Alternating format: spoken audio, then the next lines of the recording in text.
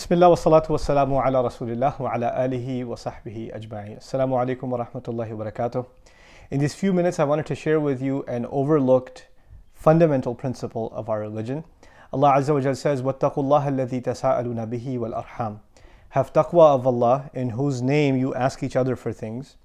And then he adds wal-arhama, which actually means have taqwa, meaning be cautious, be aware of, have a sense of awe towards the wombs. Now, what in the world does that mean? That means that anything that has to do with the womb, we have to have respect for. That is why we have such great respect in Islam for our mothers and all of our family relationships. But the relationship of the womb began with marriage, like Adam alayhi salam. That's why the beginning of this ayah is Ya ayyuhan nas ittaqu rabbakum alladhi khalaqakum min nafsin wahida.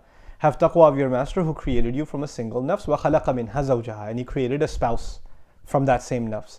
So the ayah actually began talking about marriage, and that's why this ayah is used in the khutbah of marriage by the Prophet ﷺ, and pretty much any nikah you attend, you'll hear this ayah being recited. So the point I wanted to highlight is that relationship is sacred. The relationship between a husband and wife is sacred. It's something very powerful. Actually, Allah says, وَأَخَذْنَا مِنْكُمْ مِيثَاقًا غَلِيظًا. Powerful language in the same surah. These women have taken from you, he's talking to the husbands, they have taken from you a very, very heavy, serious, strong contract. Right? And it's incredible language because you think that the control in marriage is entirely in the hands of men, right? So the men have signed on to marry these women. But actually, akhadna, not akhadtum minkunna, that you took a contract from them. No, they have taken a contract from you. They have made you liable. And what that means is that they were the ones making the decision. Akhadna minkum mithaqan ghalidha suggests that they had a direct hand in choosing you as a husband, and then even in the negotiations of the mahar and all of the terms of your contract, meaning the marriage contract. I bring this up because in many Muslim cultures, unfortunately, this principle of giving women the choice to marry who they want is being stripped from them. Parents think that they know best and their children don't know anything. So I'm going to get my daughter to marry whoever I think is right for her. Whether she likes this person or not, if she says no, then she's being stupid. Then if I just yell at her enough and embarrass her enough, then she'll just cave in because she doesn't understand.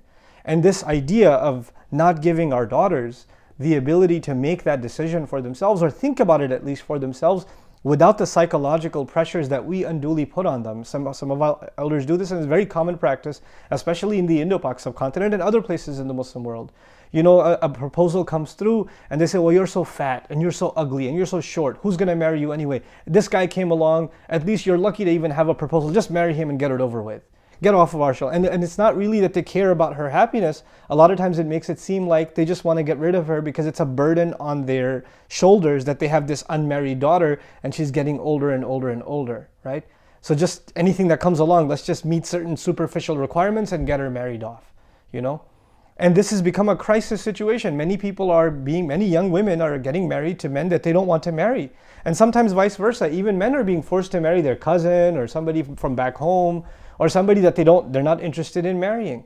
And a lot of these people come to me and they talk to me about their problems. They email me. I find out about this in social media. And you guys know many, many cases of this kind of thing. Some of you sisters that are listening to this, your parents are probably pressuring you to get married to people that you're not interested in. And you're like, if I speak out, is it disrespectful? Because Islam gives so many rights to parents, right? So is it even disrespectful for me to speak up? So in this brief video, even though this video is not going to solve the problem, I just want to highlight something. I want to address something first of all to the young people who are being pressured into getting married. I just want to say just a couple of things to you guys. It's not the solution to all of your problems, but at least I'll highlight some things.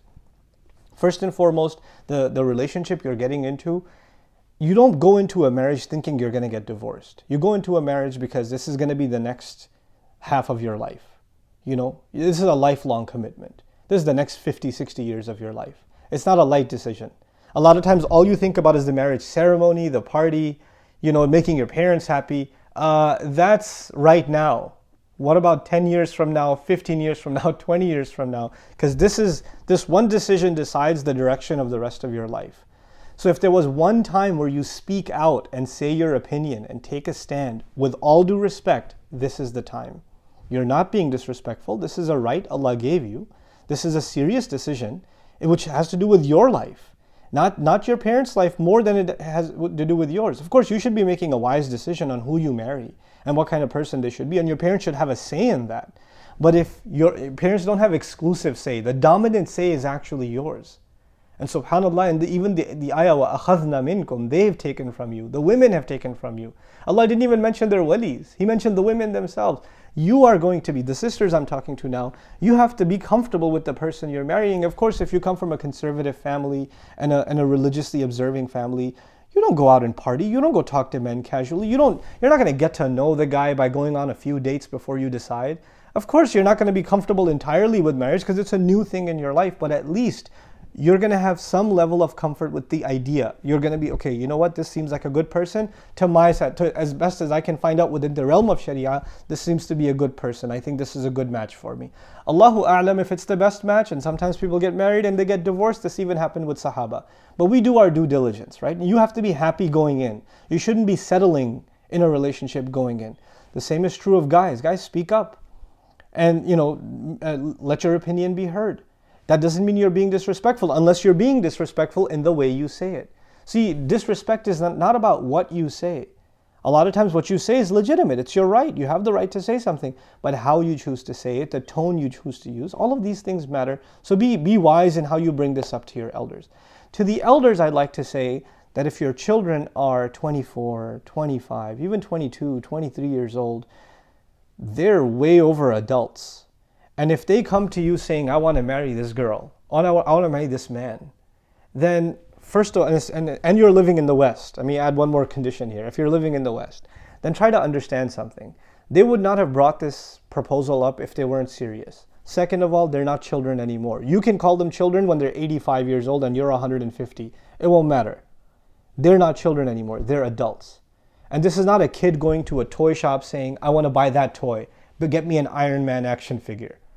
And so you just yell at them and say, no, that's not for you. Buy the Ninja Turtles instead. No. This is not the purchase of a toy. This is a life decision.